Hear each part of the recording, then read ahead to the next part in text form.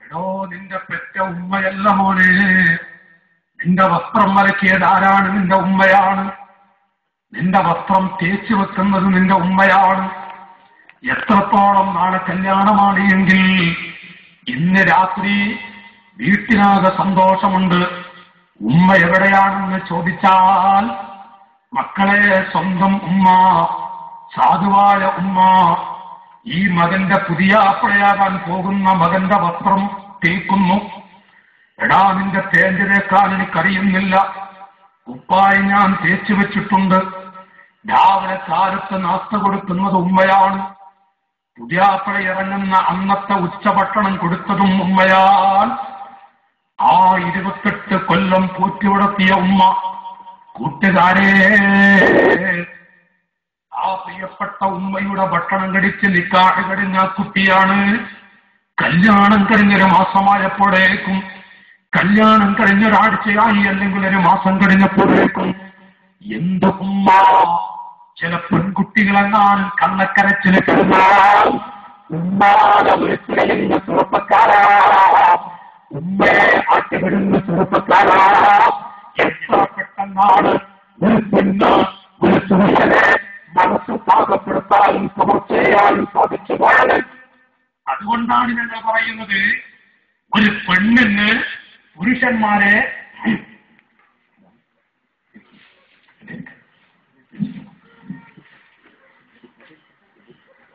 അതുകൊണ്ടാണ് പെണ്ണ് വിചാരിച്ചാൽ എന്തും ചെയ്യാൻ പറ്റും.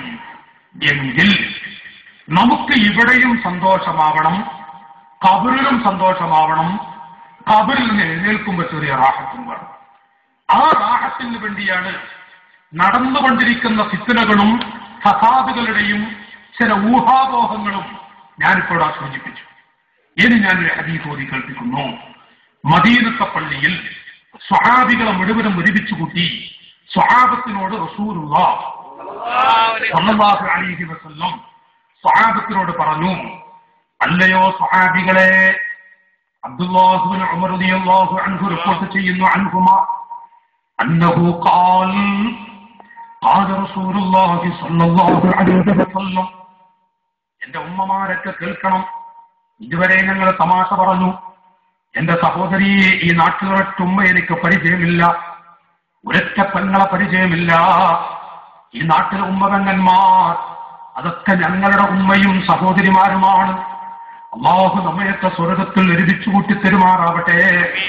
പെങ്ങളെ, ഞങ്ങൾ തമാശ പറഞ്ഞു, നിങ്ങളുടെ ആംഗളമാരാണ് ഞങ്ങളൊക്കെ. നാളെ ആഖിറത്തിൽ സ്വർഗത്തിൽ ലഭിക്കണമെന്ന് കൊതിക്കുന്നവരാണ്. ഒരു പെങ്ങൾക്ക് പോലും ഞങ്ങളോട് വെറുപ്പുണ്ടായി പോകരുത്. റസൂലുള്ളാഹി പറഞ്ഞ ഹദീസ് വായിക്കുന്നു, അലാ യസ്തതിഉ അഹദുക്കും അൻ യഖറഅ അൽഫ ആയ ഫീ കുല്ലി യൗമിൻ.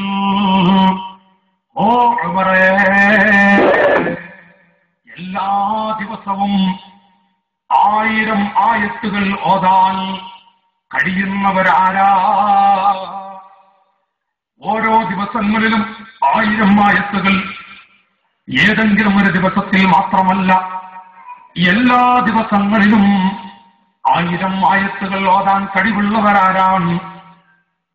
ആരൂ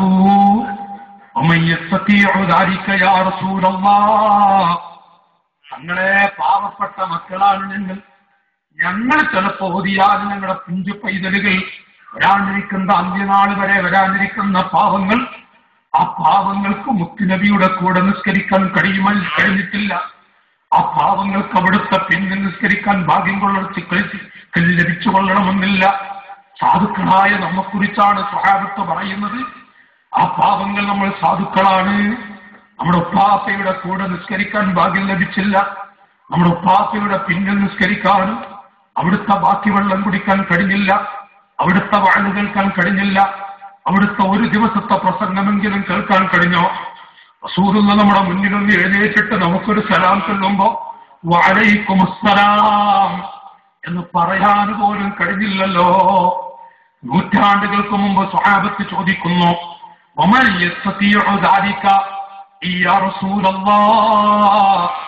നബിയേ, പാവപ്പെട്ട മുഅ്മിനീങ്ങൾക്ക് ഓരോ ദിവസവും 1000 ആയത്തുകൾ ഓതാൻ എങ്ങനെയാണ് കഴിയുന്നത്? അല്ലാഹുവിന്റെ ഹബീബ് പറയുന്നു, സ്വഹാബത്തെ, അമാ യസ്തതിഉ അഹദുക്കും അൻ യഖറഅ അൽഹാകുമുത് തകാസുർ. അൽഹാകുമുത് തകാസുർ എന്ന സൂറത്ത് ഒരു ദിവസം ഒരു പ്രാവശ്യം സ്വഹാബത്തെ ഓതാൻ കഴിയാത്തവരുണ്ടോ? ഒറ്റ പ്രാവശ്യം മതി. സൂറത്തു തകാസുരി തഅദീലു അൽഫ ആയ. എന്റെ കൂട്ടുകാരെ, പൊന്നുപിതാക്കളെ, സൂറത്തു തകാസുർ അഥവാ അൽഹാകുമുത് തകാസുർ ഹത്താ സുർതുമുൽ മഖാബിർ കല്ലാ സൗഫ തഅലമൂൻ. ഈ അടങ്ങുന്ന സൂറത്ത് ഓരോ ദിവസവും ഒരു പ്രാവശ്യം ഓതിയാൽ 1000 ആയത്തുകൾ ഓതുന്നതിന് തുല്യമാണ്. മാത്രമല്ല, പള്ളിപ്പറമ്പിലതാ വെളിച്ചം, വല്ലാത്ത വെളിച്ചം അല്ലാഹു കൊടുക്കുമെന്ന് ഖാല റസൂലുള്ളാഹി.